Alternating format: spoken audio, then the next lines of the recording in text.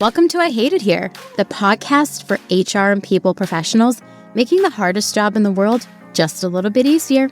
I'm Hiba Youssef. It's also like when we're thinking about employee safety, this is like psychological safety 101 to me. It allows you to understand where you're working for, understand what my comp is going to be, what's going to happen, how I can raise up into this role, who I have to help me. I don't just have to rely on HR either. Like, you have another advocate if your HR is crappy. Like, there's just so many different things that you can use and people that are with you step by step in a way that you're probably never going to experience in a non-unionized environment. Internal, no vowels, pronounced internal, is the platform your creative team didn't know they needed until now. It helps you tap into the hidden passions of your employees with super personalized visual profiles. Want to know your junior designer is not just a designer, but also a Bravo Reddit mod, Bad Bunny stan, and TikTok-obsessed animator? Now you can. In seconds, you'll see your people as they see themselves and match them to projects they actually care about. Unlock all the talent sitting under your own roof. Head to seeyourpeople.com to learn more. Here we go. We are back with another episode of the I Hate It Here podcast. I promised I wouldn't sing on this one, but I've really been having a go of it recently. So this is probably going to be an interesting episode. I am so pumped for today's conversation. As we know, this season, I have been talking a lot about Zone of Genius, where I'm inviting my guests on to talk about what they're naturally great at and share stories for how they found their zone of genius. And when folks are in their zone of genius, I think I've said this every episode this season, they're actually more creative, more able to make an impact. They're actually able to do better and more impactful work. And it kind of sounds like a dream. So today's guest said their zone of genius was centered around working in unionized environments. And I asked her on here to share common misconceptions about working in unionized environments. How do you manage conflict and how to actually build better collaboration within your organization? So join me in welcoming Morgan Williams. Morgan Williams is the CEO and founder of Peak HR. She has extensive experience in employee lifecycle development, promoting corporate diversity, and designing people operations strategies for small and large corporations within a variety of industries. A few of her career highlights include carrying out a 20K plus layoff and reduction in force, furloughing 400 plus employees, and reopening retail stores at brands like Macy's, Casper, and Topshop. She's also worked across organizations that have been 30 plus to 300K plus and has nurtured positive employee relations at those organizations. Morgan, welcome back to the pod. Thank you. I am so hyped to be here. I am so happy to have you. We did an episode last season with you and another one of our friends, but now this one's all you, mostly because I know you know so much about unionized environments, and I just want to talk about it with you. And I know there's a lot up in the air right now. But before we get to all of that, I'm asking every guest this season. I'm writing about it in the newsletter, and I'm also asking every single guest, what's one thing you think HR folks should rethink? Oh, that's actually a really, really good question. And there's so many different things that I have. But I think, something I'm thinking about that's a little bit different at this point is leadership.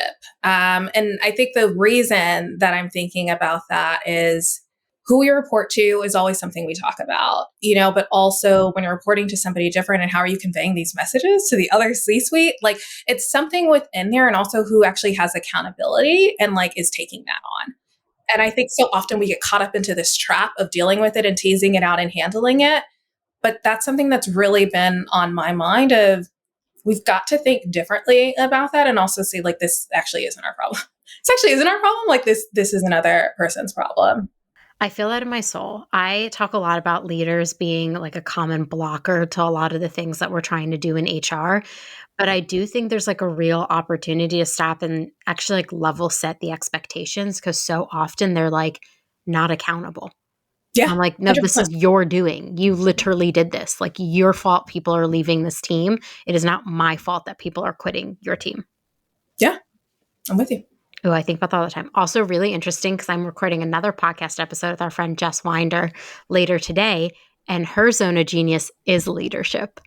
Love it. So we'll have to do this episode first and then Jess's after, because she and I know are going to just probably go off on leaders. Okay, but getting into the bulk of our episode around unions, I have a little obsession with unions. As you know, I ask you a lot of questions about them because they're just so fascinating to me, and they've been in the news a lot lately. So I want to start off with just talking about, for people who may be listening who have little to no experience with unions, let's start off like with the definition and kind of like paint a scene of our current labor relations situation. So a union is a group of an organized group of workers who come together to do things like collective interests, improve working conditions, negotiate with employers for better wages, benefits, job security, all those workplace rights. And in a historical setting, unions began forming in the 18th century during the Industrial Revolution, primarily first in the UK and then the US. And we've seen the rapid rise of factories and mass production that was actually leading to harsh working conditions, long hours, low wages, no job security. And so workers began to organize to protect their rights and push for better conditions. And we've come so far since the Industrial Revolution, but unions are still around and they're still negotiating for better working conditions. And I think the things that stick top of mind are like the writers' strike last year. The New York Times technical employees were actually striking for a week last week. And we have seen like the U.S. auto workers, FedEx, USPS. We've seen so many strikes in like the last 2 years. So I kind of want to start there and talk a little bit more about what actually sparked your interest in working in these environments. Yeah, I think I've used my career really as a rotational program. I've been interested in different things of like HR, and I wanted to know it. One thing is, being from Texas, there's not a lot of unionized environments there unless it is in something that is manufacturing or certain things like that. Whereas other places actually do still have unionized environments. And so when I got the opportunity to work for the Postal Service and one of the biggest unions, I definitely took it. I wanted to understand. And like, we have real actions that have come across and have changed the landscape for unionization. I think the other part in it as well is my family have talked about unions. They've been a part of unions. And, when they still existed before they kind of started phasing out, and all of the benefits that they got from it. And I think I just kind of wanted to contextualize and understand that, because I do not have a pension. And I also don't have all of these like extra benefits that they had. And I always found that really, really interesting, even though I had a college degree.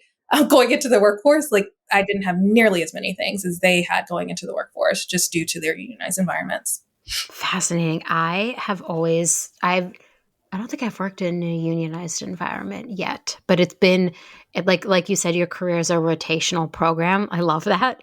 I think about that quite a bit because I wish I had this experience now, and that's why I was excited to do this episode, because I've done so much research.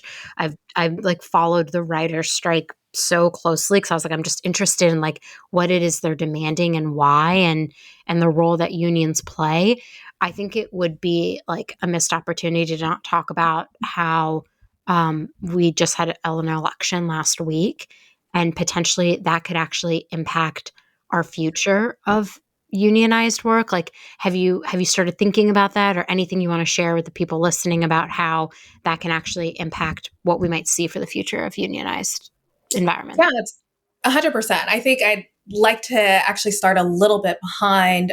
When you asked me last year about like my prediction, I told you, I was like, I think we're going to see more union activity. And we've been continuing to see that. And that was due to the conditions that a lot of people were feeling like they were facing. That also had to do with the way the EEOC was monitoring certain cases, disability return to office. Like, I saw an influx in that. And I also saw people are going to start organizing to fight against this, because that is their right. Also, if you remember, we have multi-generations that are working in the workforce right now. So while you and I you haven't worked for a unionized environment, if you have multiple levels of generations, they're talking about it, of like what they used to get from those to Gen Z to millennials, in a way of like, oh, we can get that. And so that's also something I saw that was happening due to having a generational workforce. Now, kind of going to your question of why do I think things would change?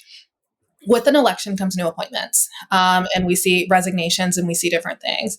With a conservative party, we see conservative things that happen when it comes down to the things that they choose to go after, which is going to severely change things that are happening right now in the Department of Labor, as well as the EEOC, because they have been going after these things and they have been strongly supporting a lot of the unionized places, whereas typically on the conservative side, those are not supported because it does have business implications. It does have things that go on that a lot of corporations don't like or don't want to deal with, which is why you have where you can't just be in union language or you can talk about it in a way.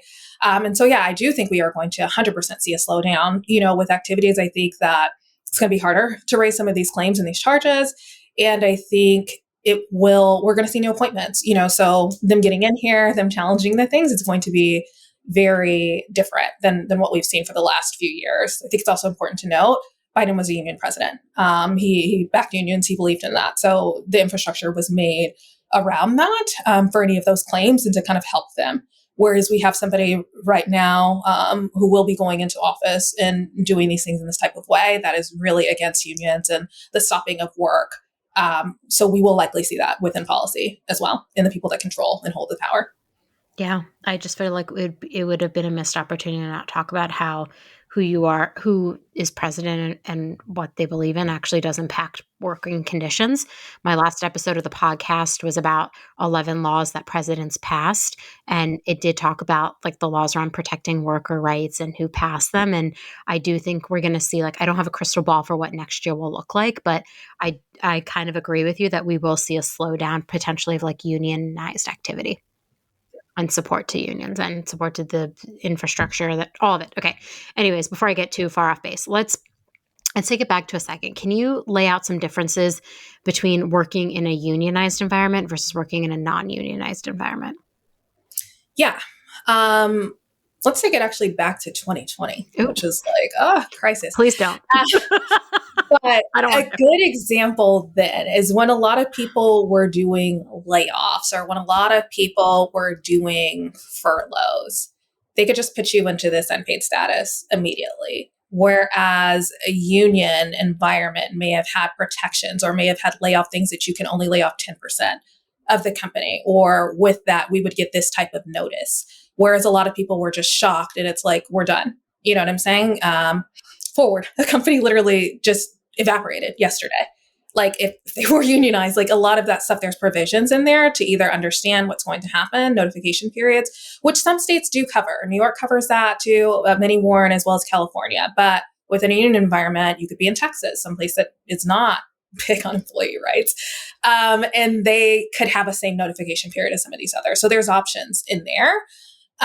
When you talk about raises or bonuses, I think a lot of times when we think about the corporate landscape, it's very measured and it depends on, if the business hits these goals, if you can work all of that out through a collective bargaining agreement to say, regardless, we are going to get, this amount every year as a percentage increase or along with the company. And so it's not just an employer's decision, you're agreeing along with it. And what happens, as well as honestly what your packages look like once you get laid off or whatever the case may be. Like you can have some say-so and some of those things in a way that a traditional environment you likely wouldn't.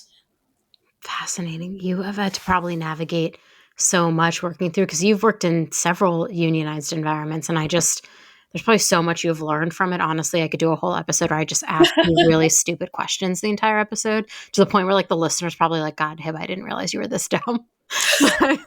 I'm just like fascinated by it. Okay. No, I really am. Like they're very fascinating. So yeah. And I think the interesting thing is like so many people potentially associate unions with conflict. And I'm dire to know, like, what are some common misconceptions about unionized workplaces that you wish more people actually understood? Yeah. I get into this a lot because people will ask me, I'll say blatantly, I'm very pro-union. I will say that. With me saying that I am pro-union, there are some caveats to that. And that's what I'd really like to address in this question is that to have an efficient and a great union, you need to have a great union leader. And the thing about union leaders is they are typically removed from their day-to-day job. And then they are placed into basically just managing. So essentially imagine having any position within a company, and now all of a sudden you have like your C-suite office and you have these things in a different type of space. Like it can be, depending upon the size of the union, that can happen. what can happen with that as well is that some people like that money. They like that money, they like that status. And they may have started to be very for the people. And now they're like, I am for me. And so that's the one thing that I would say more than anything is like, understand who you're putting up there. Are they going to stay with the people or are they going to stay with themselves? That's something that is very important. Also understand your rights. Vote. There are some things that you can work in through contracts, like I said, with the layoffs, the raises, or whatever the case may be. But that is something to understand that you actually have somebody on the other side that's advocating for you and not just like, I don't want to turn my day job or whatever, because they do usually get, paid substantially more than they were being paid. So like that is something to really consider when you're thinking about all of this. When it comes down to conflict, like I work in HR, so like I don't know any other way outside. There's no way away from conflict in HR. So I hear that and I see that. And I think, a lot of times there's a lot of fear of if we do this, then we're all going to get laid off. And LRB, there's protections, you know what I'm saying, for things like that. And so trying to understand that as well. I think people also talk about there's dues, I don't want to pay that. Like I barely make enough. Well, now you can think about that you're paying your dues and add that into your pay increase or add that into, things in a more systemic way to benefit you instead of thinking about what you're losing. You could also be significantly gaining some things and have clarity to be able to financially plan or understand what your job experience is going to be like there.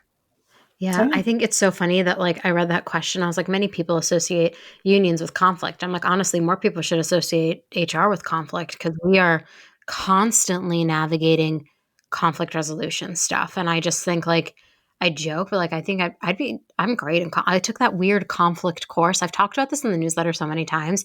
In like 6th grade, or maybe it was like 7th grade, I like went to my school on a Saturday for 8 hours and got trained in being a conflict mediator.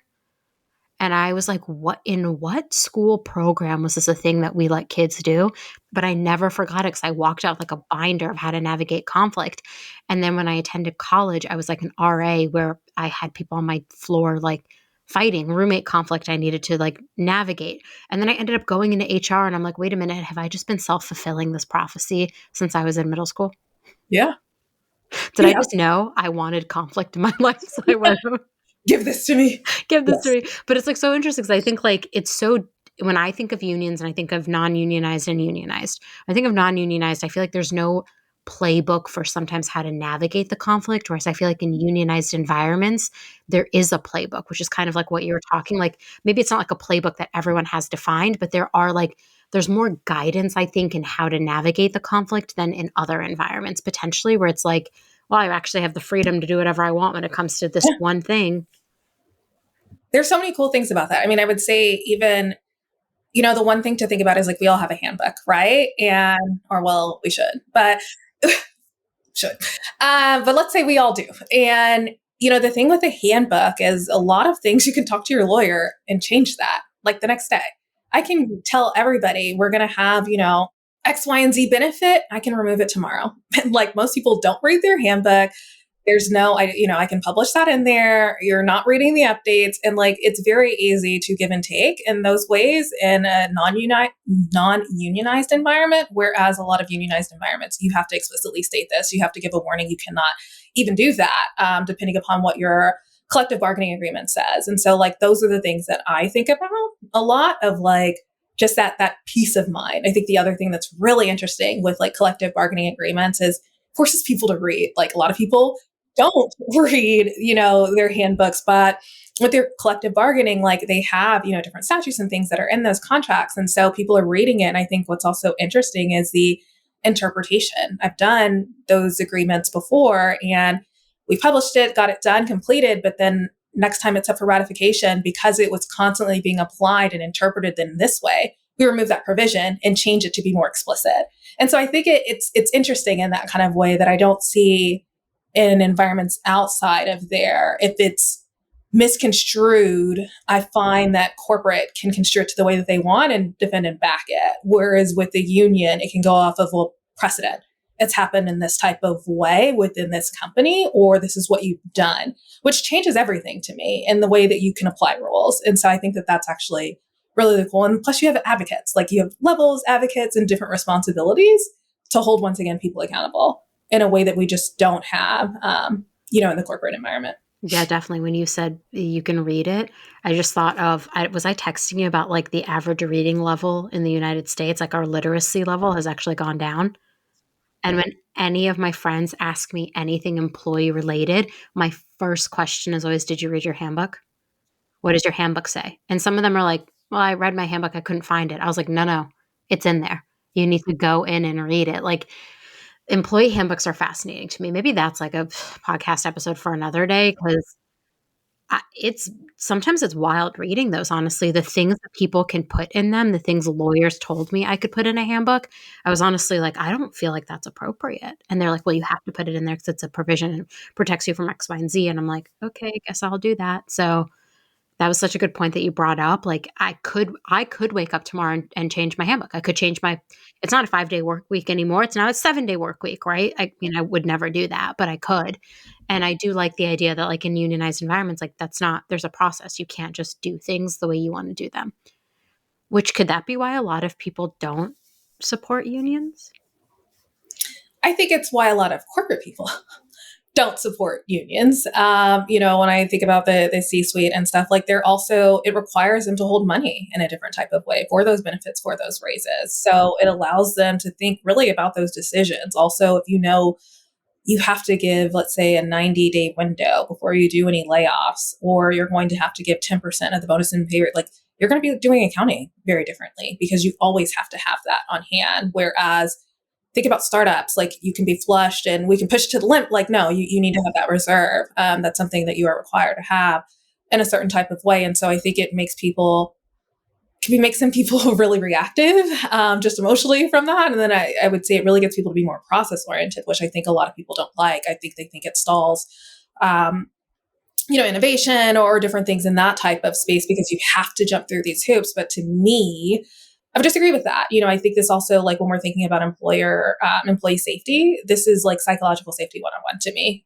It allows you to understand where you're working for, understand what my comp is going to be, what's going to happen, how I can raise up into this role, who I have to help me. I don't just have to rely on HR either. Like you have another advocate if your HR is crappy. Like there's just so many different things that you can use, and people that are with you step by step in a way that you're probably never going to experience in a non-unionized environment. Fascinating. And you made that comment about process. And I think about process all the time because I'm like, I've worked at like for now 4 different startups. I think I like live, breathe, and die startup HR. But it's so funny because sometimes my CEO will be like, you HR'd this too hard. Like the process is like, it's too HR. It needs to be like more flexible. And so I think about that feedback that he's able to give me, obviously, because we're in a non-unionized environment. And then I think about like, yeah, it would probably be really hard if we were unionized and I couldn't do the things that I needed to do in like a flexible, agile way. Maybe good, maybe bad. I think there's like pros and cons to everything, honestly. For 12 years, the world's most innovative brands have trusted Working Not Working to find top-tier creative talent. Now they're helping you keep that talent with Internal. No vowels, pronounced internal. Internal is your go-to platform for unlocking the hidden passions of your team. With super personalized profiles, you can dig into your people's ambitions, interests, and secret skills in seconds. Who knew your project manager was a national champion pickleball player, D&D dungeon master, and a karaoke queen? Visit seeyourpeople.com and start matching your team's passion to the work that lights them up. When we're thinking about like labor relations and actually fostering positive labor relations, what are some proactive measures companies can take to foster positive labor relations and actually reduce the likelihood of like conflict or disputes? Any ideas? When companies try to convince you to not have a union, you should probably have a union. Like, why are they pushing back so much on that? Like, there's something that they know in that's odd. You know what I'm saying? Like that should already be like a red flag, first off. So if they keep trying to tell you all of these things, understand that.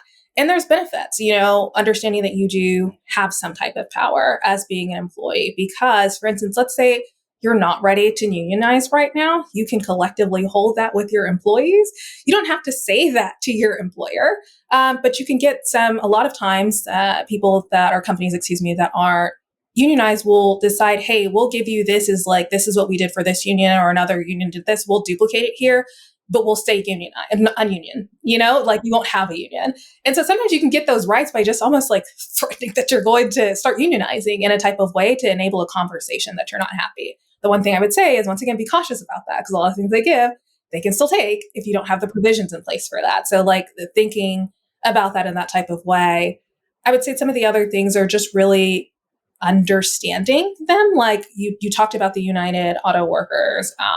Boeing got a 38% salary increase. Everybody, and right now, like, you know what I'm saying? Those are things that are happening. Also, who else? We know that the writer strike, they did very well into securing some of their creative rights, into that to move them forward into like this AI future of what that looks like. We also saw, I think I told you, Boeing, they had 38%, and the United Auto Workers, I believe they had 35%.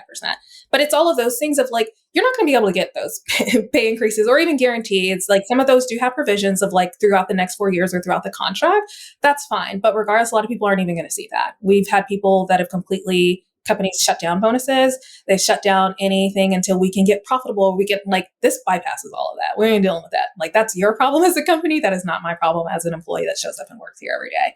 And I think that's the thing that I find very interesting about these environments, because I think it relies on, I'm an employee that's helping to make you profit.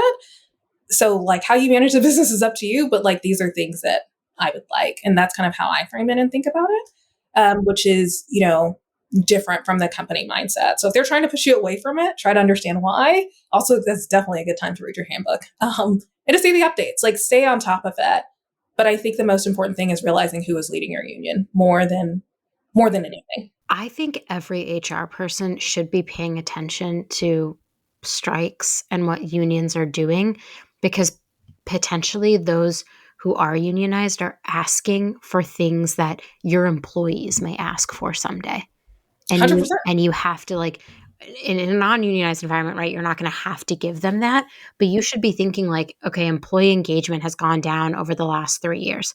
Why has it gone down? There's so many different reasons. Then I go and I read into each strike what it is that they were asking for. And if I was like, that's not outrageous, then like, if I'm thinking like their ask isn't that outrageous, I guarantee you one of my employees is also thinking like, well, I kind of want that. Mm-hmm. Or like, I think I deserve that. Like 35% raises is unheard of. Yeah, 100%. Definitely unheard of. And even if you build that one within 4 years, whatever the case may be, most of the time, people are guaranteed a level and the company has to hit this. And you have to like, a lot of that, they're bypassing that. And so that's why I'm saying those are things to think about in different ways. Obviously, I don't have their whole collective bargaining. I'm reading, headlines and things like that as well too. But it is something to consider when you think about, if you're not being successful at your company or not getting where you need and you feel like you're giving your all, what do you do? You know what I'm saying? At a certain point, like what do you do? This topic is fascinating to me because I know it is a political topic as well. So like when I wrote about Labor Day, I wrote about like the start of Labor Day and like why. And I was, as I was doing this research, I was like just chit chatting with my friends, and they were like, yeah, labor unions are like a big political conversation. Heba, like, be careful when you're talking about them. And I was like, okay, yeah, totally, sure, I'll be careful. But what's political about people being treated right at work? Totally agree with you.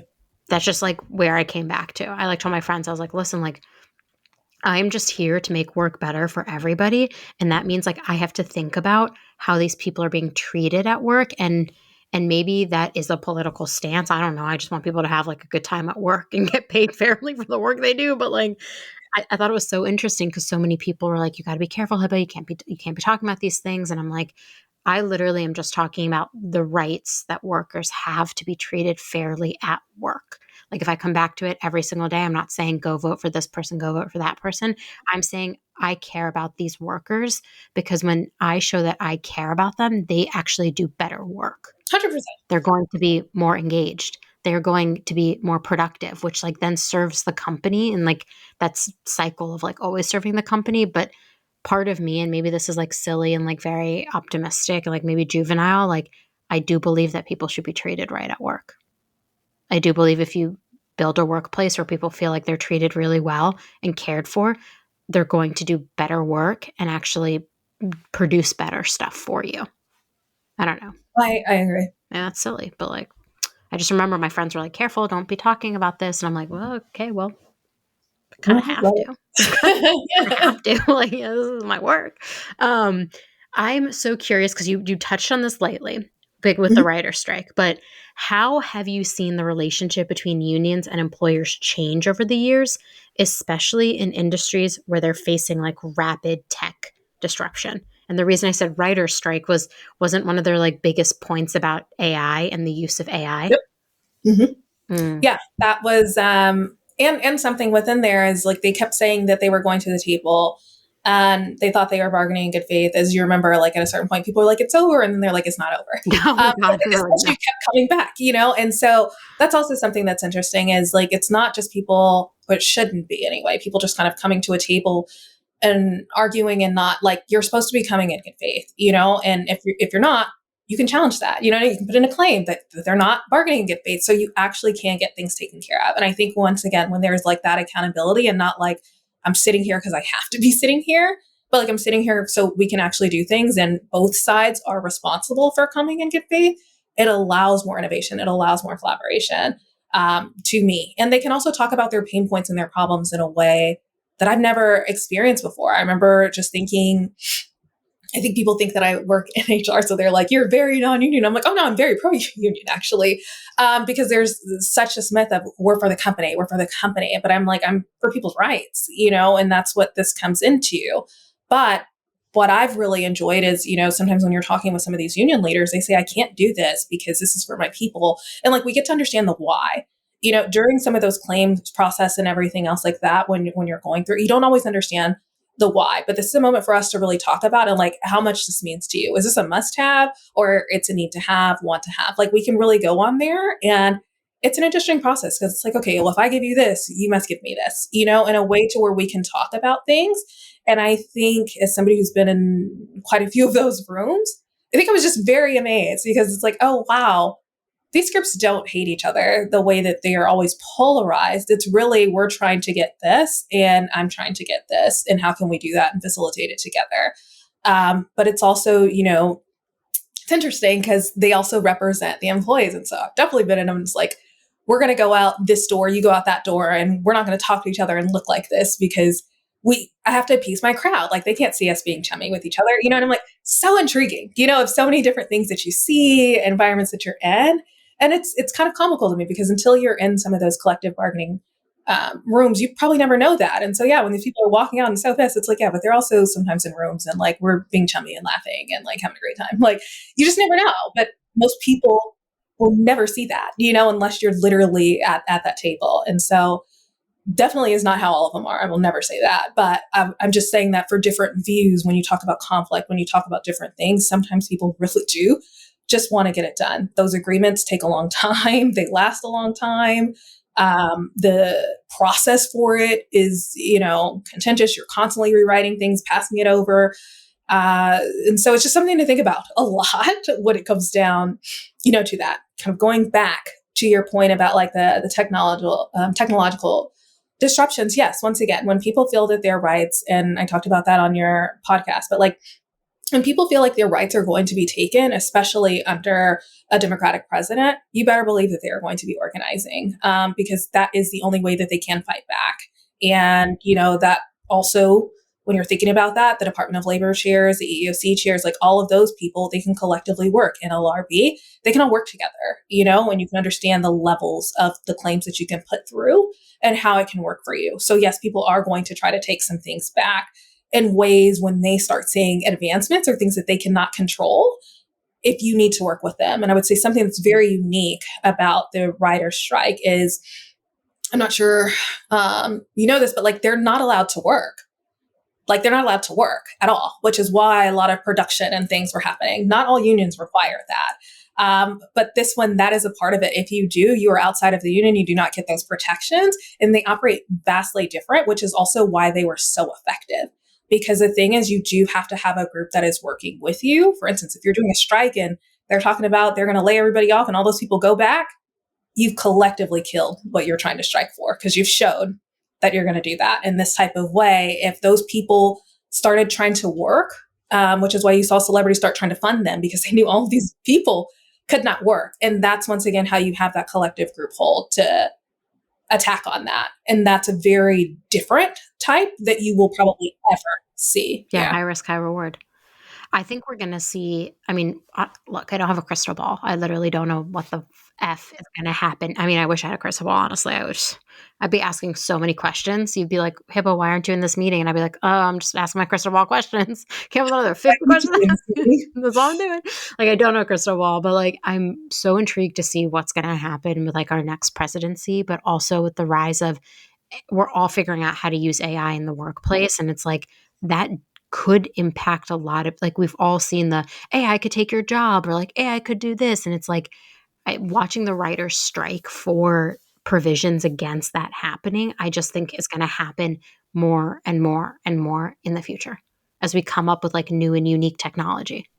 Yeah, it's interesting because it's like, I do see it happening for sure. I definitely think it depends once again on the president and their appointments, because if you put forth a claim under that administration, it can also set a precedent for other unions, which is why sometimes they won't put claims during certain administrations or at certain times, because it will kill it for everybody else trying to do it during that time. And so like, this is something that LRB does very well, but they're already rallying, trying to stay functioning under this next new administration, coming into it. And so that is going to be interesting. And I can also see them not even suggesting or trying to fulfill the claims in the same type of way that they have been expediting them. I can also say, you have a claim, it's probably a really good time to put it in right now to get it processed, because things will definitely change next year. We will see a lot of stalling. We will see new appointments. So that's going to flip the timelines, for stuff and filings and the things that you need to do. Also your representatives, like they may change. Like it's going to get definitely more intense. But timing is everything. And like, yes, it is political, and it is these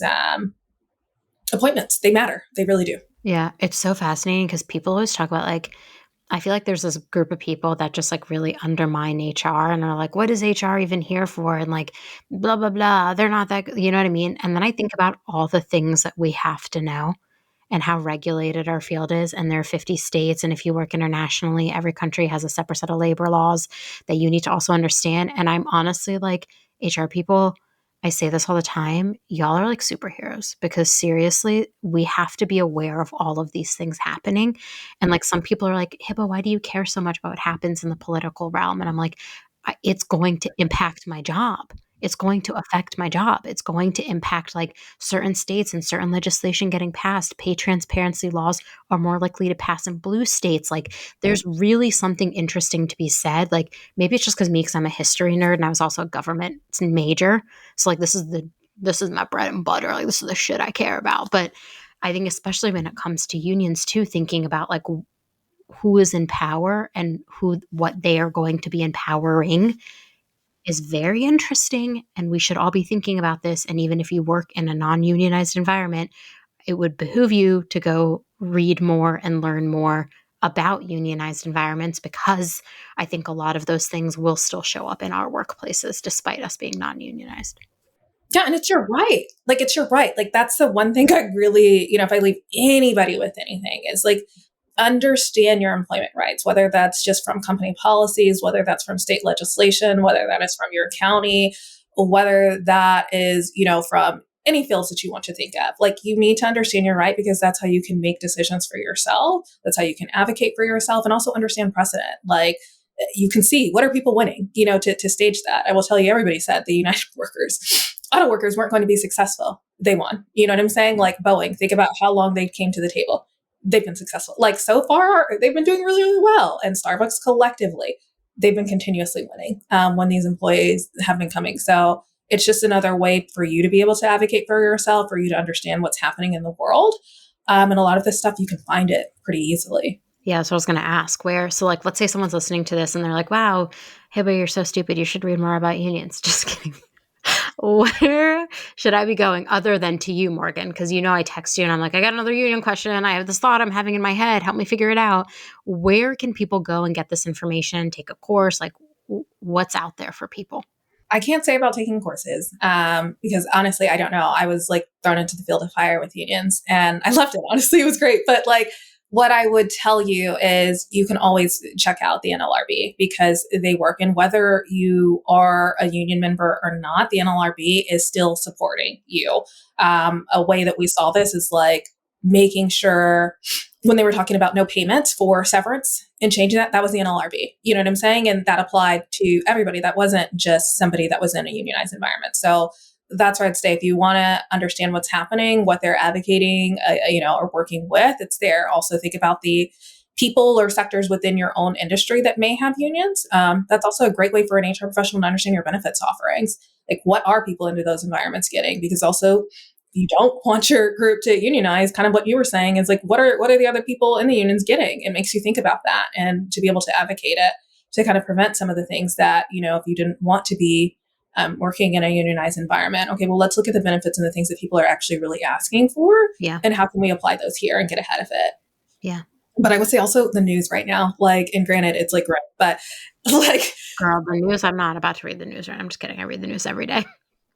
You're going to see a lot, that has been continuously happening. We've named quite a few, in this episode, but really looking at manufacturing, really looking at auto, like historical places that have been involved with unions. A lot of them still have them there. You still have some in retail environments as well. So I always thought that was interesting of looking in there because people don't think about that all the time. Well, I think the talent industry is fascinating too, like newsrooms, sports teams. Yeah. People don't think about like how often you are either watching, because like basketball players and NFL players, like they have unions, like you don't think about these people in that type of capacity, but I guarantee you there's people that are close to you that are in some type of unionized environment, or you are celebrating somebody that is in some type of unionized environment. And that's what I would say is understand, what's going on, what you can do, and if you need to, because once again, these are your rights. And the more you can understand your rights is the more you can advocate for yourself. And your employees. Correct. Don't forget. Well, because I just think there's so many fascinating things happening, not even just with unions, like the non-compete thing with the Chevron being overturned and then the federal agencies. And I'm honestly like, this is the wildest time to be alive. I keep asking myself, like, can we get some precedented times? Can we get some just like chill vibes, everyone? You don't want to say unprecedented anymore? I don't want unprecedented anymore because like, I just don't think people understand that all of this that is happening in the world, like impacts HR. I just 100%. said this recently, like everyone wants to create these like amazing workplace environments as if they have control over the environment. Your environment is not a controlled environment. Our workplace is a reflection of what's happening in the world. And so if things are happening in the world, you better effing believe they're going to show up in your workplace. And so like what makes somebody, in my opinion, an amazing HR leader is the person who's thinking about what are these things happening in the world? What does it mean? Why are these workers unionizing? What are they asking for? How could that possibly show up in my environment? Because chances are it can and it will. And laws being overturned and laws being passed actually then govern our things like our handbook, the way we treat our policies, our process. And I just think nobody gives us enough credit. Sorry, I'm just so emotional today. We can cry together about that. But what I would say, for the HR employee, it is very important because if you are somebody who doesn't know anything about union environments, and particularly if you're also in a blue state, I would definitely want to know something about it, because if your environment does change to unionized, that could honestly be your position, depending upon if you can't do that, so that's something to understand. There are different processes that go into there. You're going to have to revamp some of the things that you do and the ways that you do it. And so if you're not familiar with some of those things, it can be really, really hard and very costly if you're just relying on an attorney to help do everything for you. So this can be a way for you to reskill yourself and make yourself more dynamic should it happen. But also, I think it's just personally fascinating. No, I'm like, am I a nerd? Like, I know I'm a nerd, to be clear. We all know I'm a nerd. But every time like something like this comes up, I'm like, I'd be Googling for like hours. I'd be like, what am I going to read? What book am I going to read? Am I going to read the history of labor laws in the United States? Like, I ask my friends who are lawyers, like, what kind of law stuff should I be reading? And my friend's like, you shouldn't be reading this. And I'm like, but I want to read it. And like I'm with you, because I just think, I don't know. It's not, for me at the end of the day, it's not about like being the best HR leader ever, but I just think that you can understand so much more and actually like hone your craft and skill if you do understand these like aspects outside of our job too that are actually like very relevant to our job. Yeah. And I think, remember, we still have a dynamic multi-generational workforce.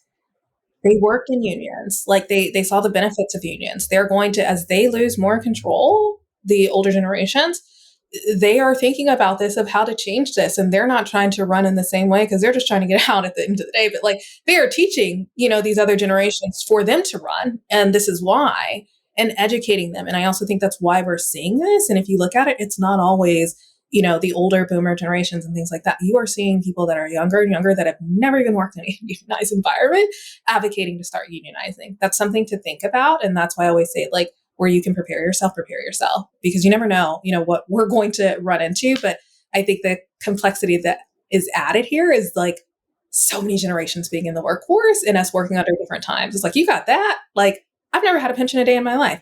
However, my parents have. And so it's like, well, how do you get that in this time?